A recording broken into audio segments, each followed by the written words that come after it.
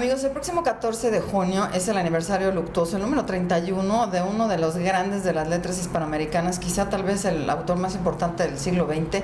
Estamos hablando de Jorge Luis Borges, y aquí está conmigo a mi izquierda mi amigo y colaborador José Noé Mercado, que hablamos de cosas súper deleitosas contigo. ¿Cómo estás? Qué gusto, Claudia, nuevamente estar saludándote aquí, y pues justamente para hablar de uno de los titanes de la literatura en español, pero también trasciende, digamos, que las letras hispanas, para hablar de una de las figuras de la literatura universal, gracias a que era un poeta, un escritor, ensayista, conferencista, traductor, un personaje muy completo. Grande, ¿verdad? Grande, Borges. Oye, y hasta ahorita estaba yo sabiendo esto de que se apellidaba también Evaristo, ¿verdad?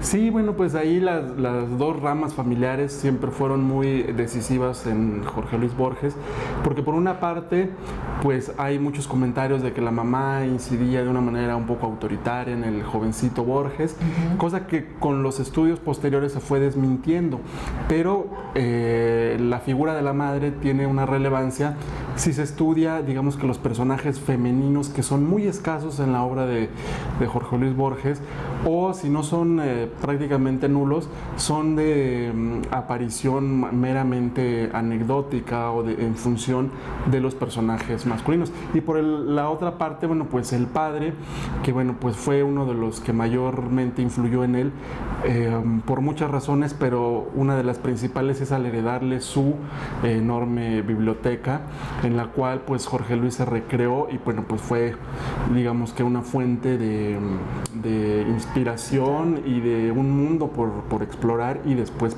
posteriormente para exponerlo. Que ahorita que decías herencia, ¿es cierto que también el padre tuvo problemas de ceguera?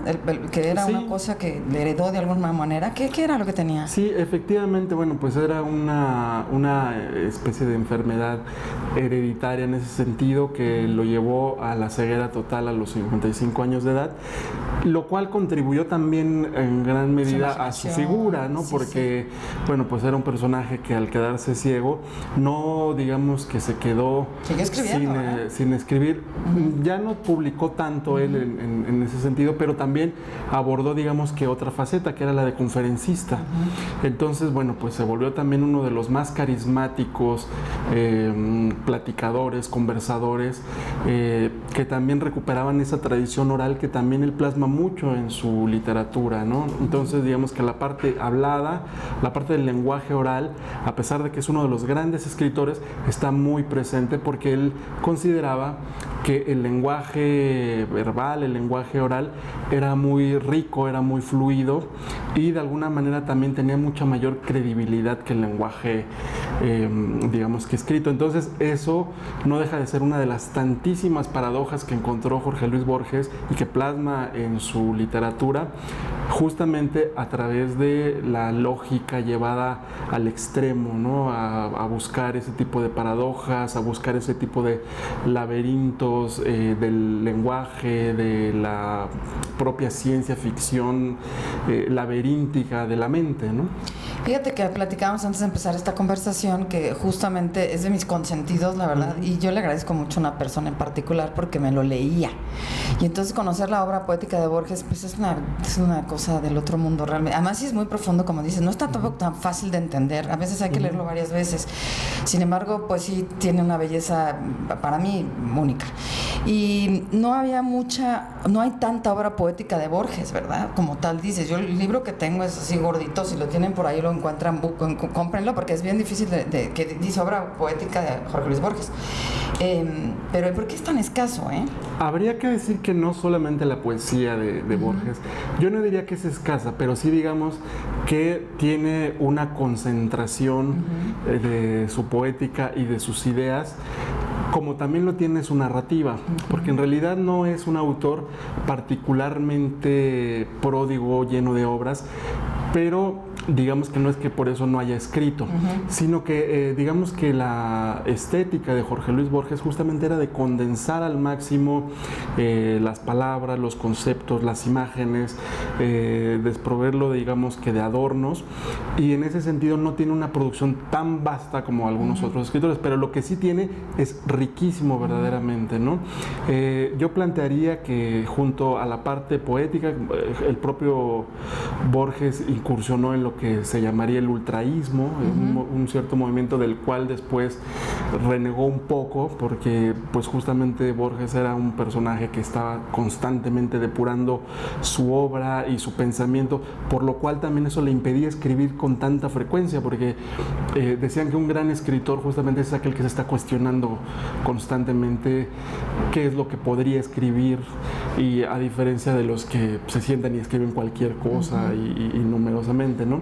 Entonces, para entender a Borges, ahora que decías a propósito de su complejidad, podríamos entenderlo como una especie de ficción especulativa, por un lado, y también por el otro de la literatura conceptual. ¿A qué nos referimos con esto?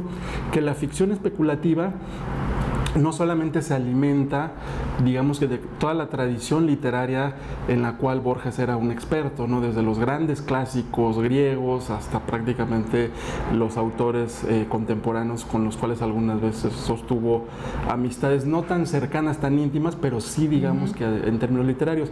Entonces esa es una gran fuente de riqueza que te digo que también venía por la parte de la biblioteca, pero también tenía una característica: era un gran ficcionista, y entonces no solamente se alimenta de esa tradición real, sino también él inventa como parte de su cultura y de su acervo, digamos que literatura ficticia, literatura que no existió, personajes que tampoco existieron y de los cuales hablaba, podía hacer semblanzas, libros que tampoco, digamos que existieron en la vida real, pero que él los inventaba como si fueran parte de la historia universal. Entonces eso le da una riqueza amplísima, porque prácticamente la imaginación no tiene límites, ¿no? Y por la otra parte decíamos que la literatura conceptual es que al hablar de todas esas obras no necesariamente es porque se hubieran escrito, sino que bastaba con, digamos que ser sintéticamente enciclopédicos, por decirlo así, para referirnos a alguna obra, citarla, tener como una especie de sinopsis, y en ese sentido él mismo decía que escribir narrativa llevaba mucho tiempo y era un acto un poco vulgar. De hecho, él no escribió novela, solamente escribió cuento en términos de narrativa, y entonces decía, pues para ahorrarnos escribir esos libros, simplemente hay que conceptualizarlos. Entonces esas dos vertientes, digamos que fueron rutas para poder explorar su aspecto literario, Claudia. Pues echándome clavado ahí un poquito, leyendo más de él, salen particularidades ahí como que era un amante del cine. Creo que le encantaba Greta Garbo. Decían que como a todos los de su época, a él le gustaba mucho Greta Garbo. Pero también le chocaba a Charles Chaplin, que también me llamó la atención eso mucho. ¿Sí sabías esos detallitos? Sí, y también, por ejemplo, no simpatizaba mucho. Que se le hacía ridículo, que Charles Chaplin se le hacía egoísta, que porque siempre el centro y el eje, y no lo criticaba mucho, ¿no? Sí, tenía sus particularidades en sus preferencias. También, por ejemplo, recuerdo que no simpatizaba mucho con otro de las grandes figuras literarias, que era Fyodor Dostoyevsky, ¿no? Entonces, es muy anecdótico porque así como podía ser muy lapidario en alguna sentencia, en alguna frase, también por otro lado podían invitarlo a una conferencia, y a pesar de que el tema central fuera uno, él decía, bueno, a mí no me gusta hablar de ese personaje y voy a hablarles de esto otro, les voy a hablar de Dante, o les voy a hablar de la Divina Comedia, sí, de cualquier cosa. El que sí me cae bien. Y exactamente, era una especie de honestidad muy particular de Jorge Luis Borges, que decía lo que él pensaba, lo que él realmente pues le llevaba a convencerse y a expresarlo.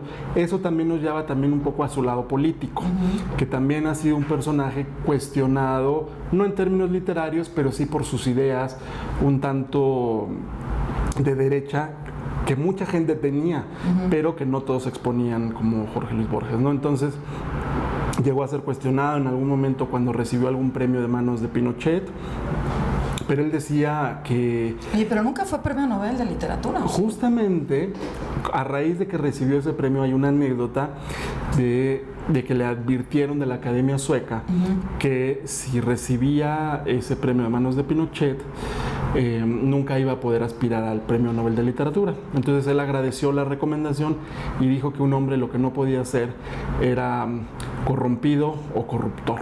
Entonces, bueno, pues eso nos habla de su gran integridad. Sí, claro. Por supuesto, mucha gente podría no estar de acuerdo con las ideas de uno o de otro escritor, pero creo que sin afectar la obra, también tienen legítimo derecho de tener diferentes perspectivas a las nuestras, ¿no? Pero eso sin, digamos, que influir en mayor o menor medida en su obra literaria, que es lo más rico.